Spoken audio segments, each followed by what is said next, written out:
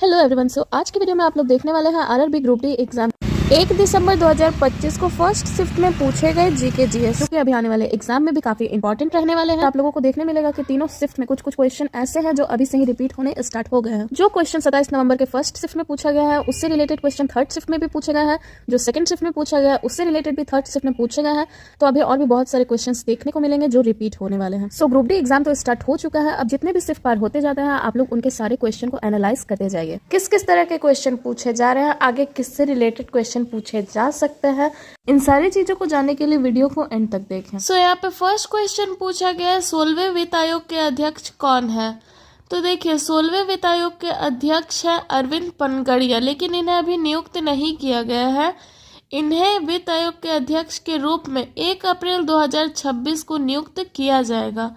पर अगर आपसे क्वेश्चन ये पूछा जाए कि अभी वर्तमान में वित्त आयोग के अध्यक्ष कौन है या फिर 15वें नंबर के वित्त आयोग के अध्यक्ष कौन है, तो ये है एनके सिंह। इन्हें 1 अप्रैल 2020 को वित्त आयोग के अध्यक्ष के रूप में नियुक्त किया गया था और ये 31 मार्च 2026 तक अपने अध्यक्ष के रूप में कार्यरत रहेंगे।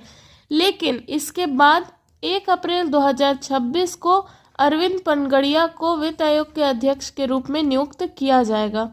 अगर आपसे क्वेश्चन ये पूछा जाए कि वित्त आयोग के अध्यक्ष का कार्यकाल कितने सालों का होता है, तो वित्त आयोग के अध्यक्ष का कार्यकाल 5 सालों का होता है। नेक्स्ट क्वेश्चन पूछा गया है 2024 अर्जुन पुरस्कार मुक्केबाजी के लिए किसे दिया गया है। तो 2024 में अर्जुन पुरस्कार मुक्केबाजी के लिए दिया गया है स्वीटी बुरा को। नेक्स्ट क्वेश्चन पूछा गया 2025 के जेंडर गैप इंडेक्स में प्रथम स्थान पर कौन सा देश है। तो देखिए 2025 के जेंडर गैप इंडेक्स में प्रथम स्थान पर आने वाला देश है आइसलैंड और ये लगातार 16 सालों से लगातार जेंडर गैप इंडेक्स में प्रथम स्थान आने वाला देश है। इसका स्कोर है 92.6%।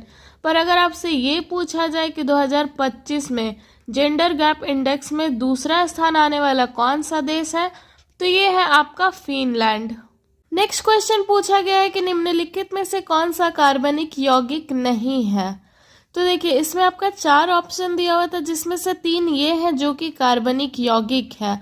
तो इनके अलावा जो चौथा होगा वो कार्बनिक यौगिक नहीं है, इसलिए वो आंसर होगा। लेकिन 3 ऑप्शन आपका एथेनॉल, मीथेन और एसिटिक अम्ल दिया था, ये तीनों ही आपका कार्बनिक यौगिक है। नेक्स्ट क्वेश्चन पूछा गया है कि निम्नलिखित में से कौन सा प्लास्टिड पौधे के भागों को पीला, नारंगी या लाल रंग प्रदान करता है। तो देखिए ये है आपका क्रोमोप्लास्ट, इसको आप कैरोटीनाइड वर्णक भी कहते हैं। ये प्लास्टिड पौधे के भागों को पीला, नारंगी और लाल रंग प्रदान करता है। नेक्स्ट क्वेश्चन पूछा गया आईपीएल 2025 में एक ही पारी में सबसे बड़ा व्यक्तिगत स्कोर किस खिलाड़ी ने बनाया था। तो आईपीएल 2025 में एक ही पारी में सबसे बड़ा व्यक्तिगत स्कोर बनाने वाला खिलाड़ी है अभिषेक शर्मा। और अगर आपसे पूछा जाए दूसरा खिलाड़ी कौन है, तो अभिषेक शर्मा तो पहला है, दूसरा खिलाड़ी है आपका ऋषभ पंत। तो इन दोनों के नाम आप लोग याद रखिएगा। नेक्स्ट क्वेश्चन पूछा गया 2025 में वन जैव विविधता और जलवायु सुधार की राज्यवार रैंकिंग में भारत में प्रथम स्थान किस राज्य को दिया गया है। तो 2025 में वन जैव विविधता और जलवायु सुधार के राज्यवार रैंकिंग में भारत में प्रथम स्थान आंध्र प्रदेश राज्य को दिया गया है और इसका स्कोर 100 में से 70 से कम 68.38 रहा है। नेक्स्ट क्वेश्चन पूछा गया सितंबर 2025 में आरबीआई के नए डिप्टी गवर्नर के रूप में किसे नियुक्त किया गया है। तो सितंबर 2025 में आरबीआई के नए डिप्टी गवर्नर के रूप में शिरीष चंद्र मुर्मू को 9 अक्टूबर 2025 को नियुक्त किया गया है। नेक्स्ट क्वेश्चन पूछा गया वरुण भारत और किस देश के बीच आयोजित होने वाला एक नौसैनिक युद्ध अभ्यास है। तो ये जो वरुण है ये भारत और फ्रांस देश के बीच आयोजित होने वाला एक नौसैनिक युद्ध अभ्यास है।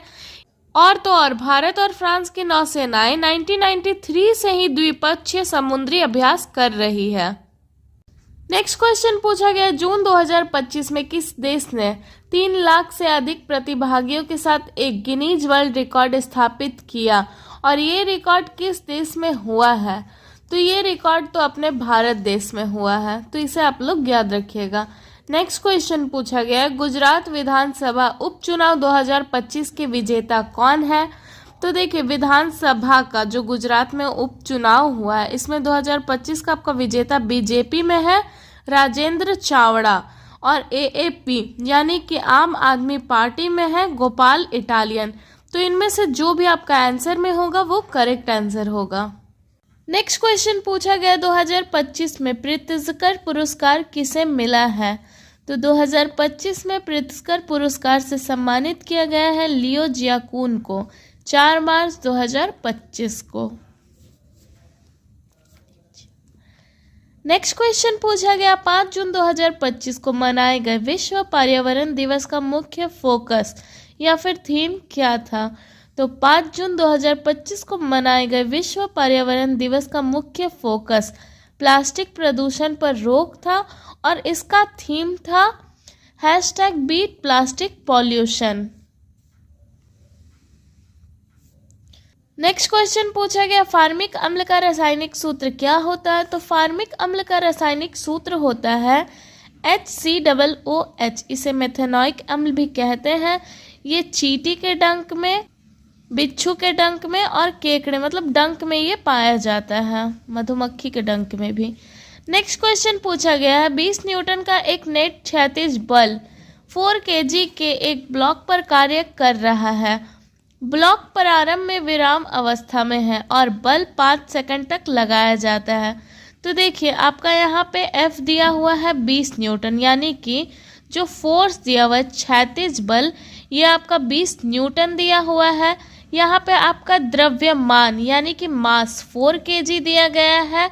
टाइम यहाँ पे आपका दिया गया है 5 सेकंड और U जो आपका अवस्था है ये प्रारंभिक वेग का ये आपका बताया गया है विराम अवस्था में यानी कि 0 मीटर पर सेकंड। तो ये आपका दिया हुआ है।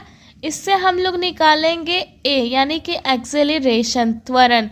त्वरण निकालने का फॉर्मूला है A = F/m जिसमें आपका F20 m दिया हुआ है 4।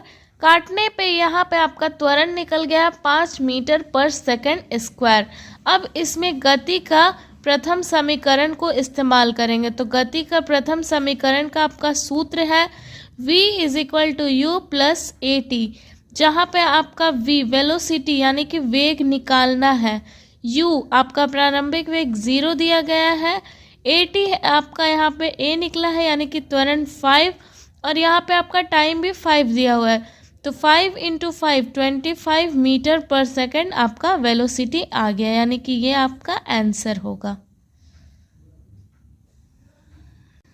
नेक्स्ट क्वेश्चन पूछा गया है कि निम्न में से कौन सा कथन यह पुष्टि करता है कि दिया गया विलयन अम्लीय है? तो देखिए विलयन जो होता है ये नीले लिटमस पेपर को लाल कर देता है।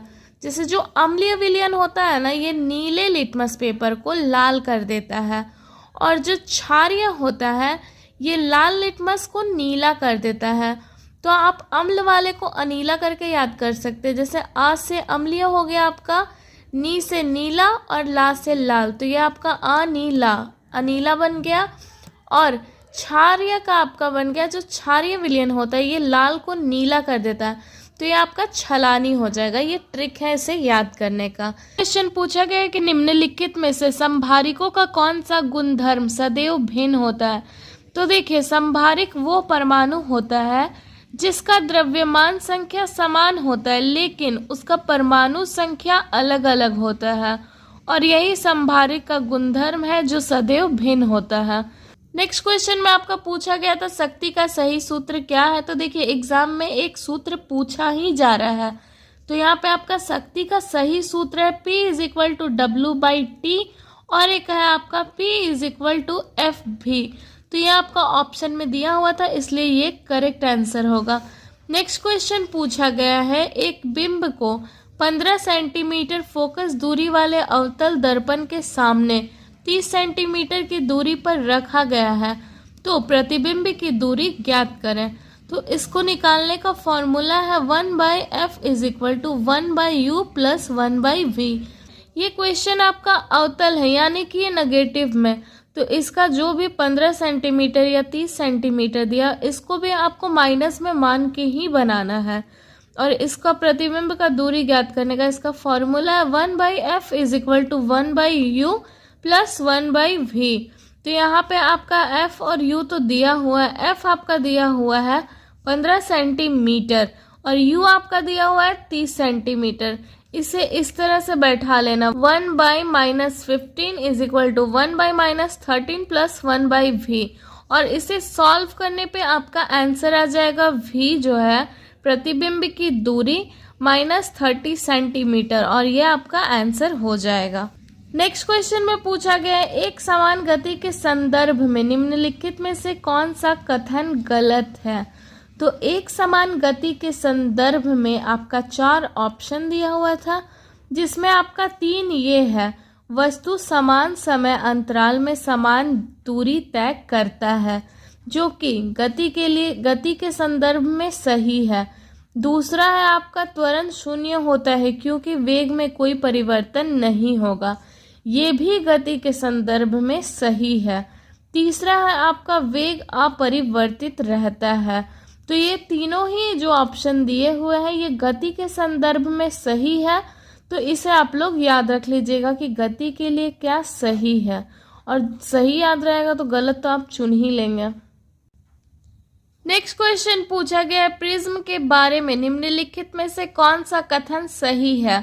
तो देखिए प्रिज्म के बारे में आपतन कोण और निर्गत कोण समान होते हैं, तो जो प्रिज्म होता है इसका आपतन कोण और निर्गत कोण समान होता है, और यही कथन सही है।